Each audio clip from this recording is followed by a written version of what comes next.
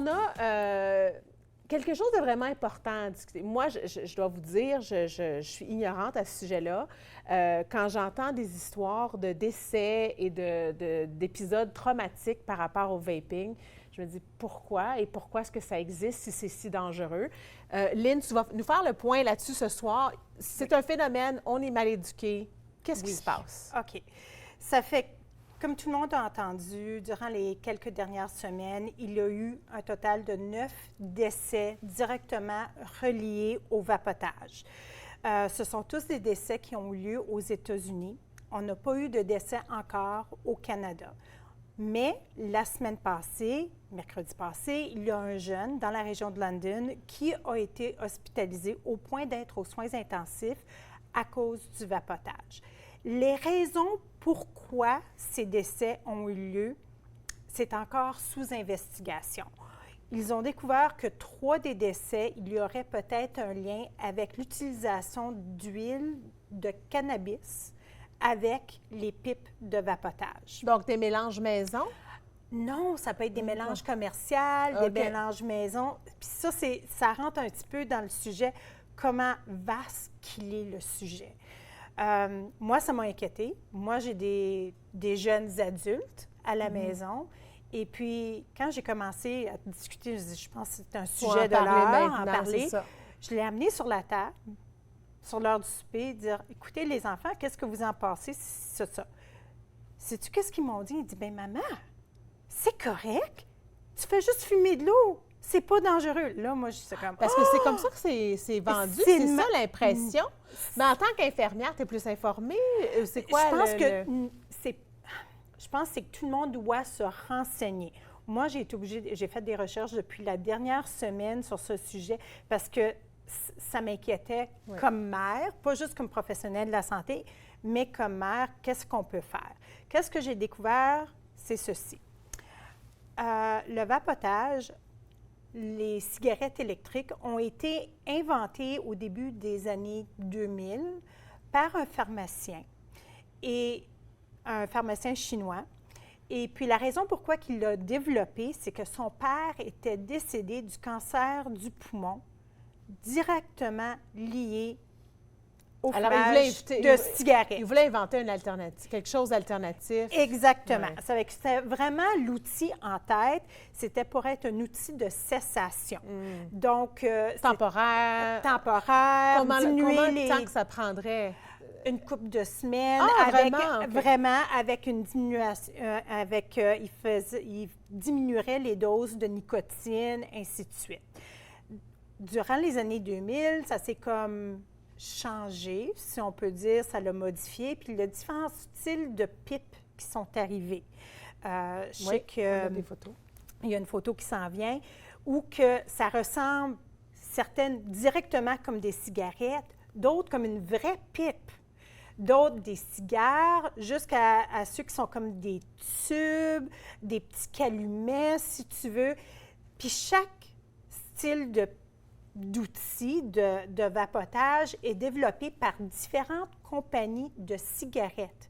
Ça fait que toutes les compagnies de cigarettes qui existent ont toutes leurs différentes versions d'une pipe. Okay. D'une pipe pour le vapotage? Pour le vapotage. Et puis là, ça va dépendre de quelle sorte de pipe que tu veux, qu'est-ce que tu veux acheter comme liquide, si tu veux. Les liquides sont faits habituellement de 4 éléments. Tu as définitivement de l'eau, de la glycérine, qui est une huile. Tu as la nicotine. Et ça, la nicotine peut varier de dosage. Parce que, comme de raison, c'était fait initialement pour la cessation du fumage. Alors, tu as besoin d'un peu de nicotine et tu diminues la dose. Okay. Mais là, qu'est-ce que j'ai découvert? C'est qu'il y en a même qui vont jusqu'à 3 fois le montant d'une cigarette dans une petite fiole. Parce que c'est concentré ou... Ultra concentré. Okay. Et puis, le dernier élément, c'est les saveurs. Et puis là, comme de raison, il y a des lois sur le vapotage, pareil comme il y a des lois sur le tabagisme. Ça fait que la loi pour les non-fumeurs, la fumée secondaire, les réglementations. Excuse d'interroger, là, mais est-ce qu'avec le vapotage, tu n'as pas le problème de fumée secondaire? On ne le sait pas. il n'y a pas d'étude qui a été faite. Parce que les molécules doivent aller dans l'air quand même. Exactement. Ils disent que c'est moins nocif qu'une cigarette parce qu'il y a moins d'éléments chimiques carcinogènes. Quand on regarde une cigarette, ça a jusqu'à 4000 éléments nocifs et toxiques. Ça cause du feu, dans le fond. Le feu, le goudron, la nicotine, ça va faire de l'arsenic, ça va faire 50 000 affaires. Le vapotage, on sait qu'il y a ces éléments-là dans le liquide, mais c'est quoi l'impact? Ouais. On ne le sait pas, il n'y a pas d'études. Ça sent pas mauvais, ça rentre pas dans ton air, c'est pas comme la cigarette. Exactement. Qu'est-ce qu'on sait? C'est que dans une fiole de vapotage, les jeunes appellent ça du juuling aussi, parce qu'une des compagnies, ça s'appelle le Juul.